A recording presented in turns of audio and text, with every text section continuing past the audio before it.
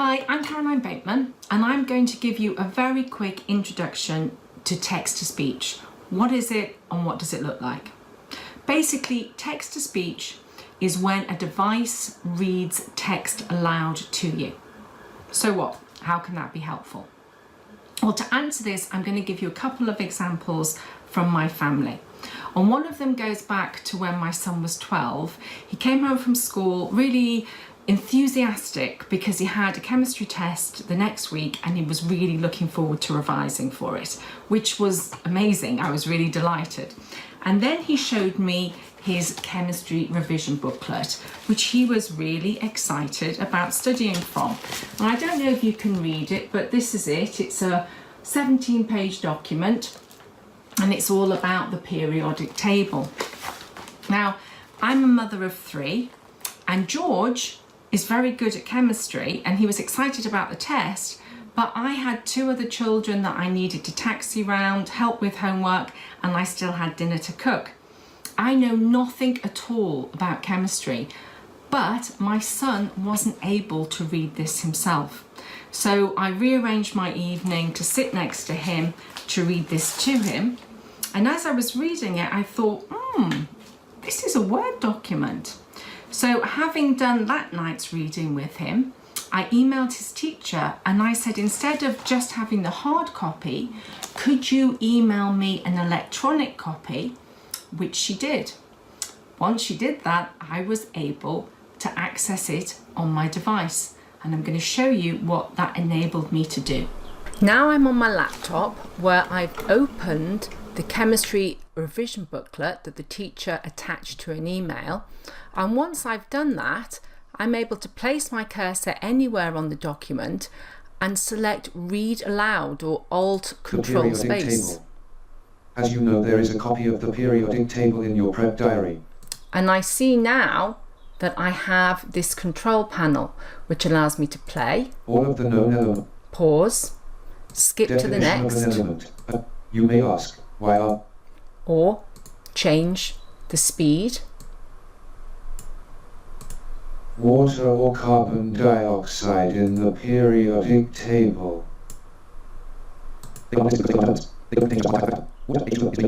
So that's a little bit too quick, and I can even change the voice.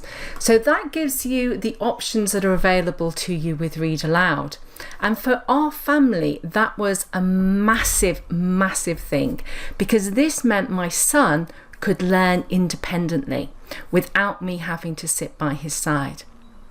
And even the exam boards recognise that this is independent learning. My son has a reader and a scribe in exams, but he can't have a reader for English GCSE because that's testing English comprehension. But he can use an electronic reader because it's classed as independent work.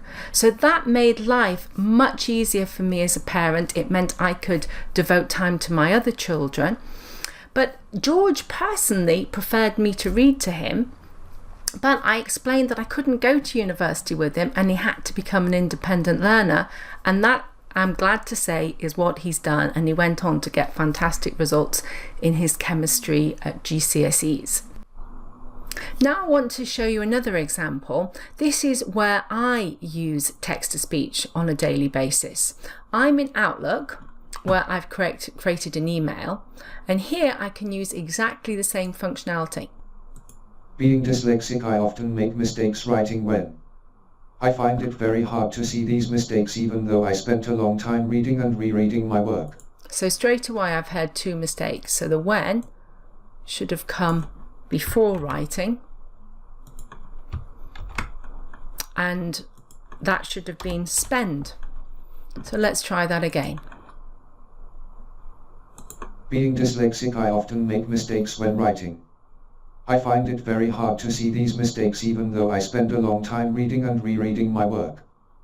Text-to-speech enables me to hear what I've written before I sent it.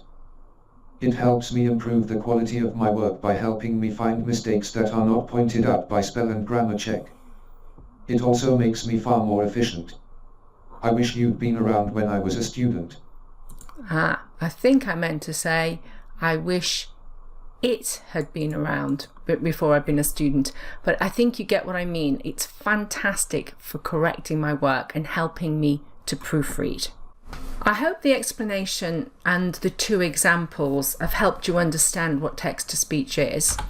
The great news is so much functionality is free. So you can get text-to-speech in Microsoft, on Microsoft machines, on a Mac, on a Chromebook, on an iPad or an iPhone, an Android tablet or phone, absolutely free. And I'm going to create, or have created, individual videos for each one of these to show you how to access text-to-speech in each of these devices. As well as this free functionality, there is software that you pay for, but I would always recommend starting with the free text-to-speech first. But if you really don't like the electronic voices, then you can purchase different voices. And you can also purchase devices, because there are times when students can't have an electronic document, but they have to have a physical hard copy. And so these are some of the solutions available, and I've created individual videos to show you the functionality of each of these. So text-to-speech enables students to learn independently. They don't need somebody reading for them to acquire knowledge, which is a big breakthrough. I hope you agree it's something that can really help learners that struggle to read. I hope you found this video useful. Please share it with anyone you know who could benefit, and check out our other videos. I'd be very grateful if you could give it a thumbs up and subscribe to the channel, as doing so really helps others find the information. If you hit the bell button once you've subscribed, you'll be notified when I create new videos. Let's work together to help all learners achieve.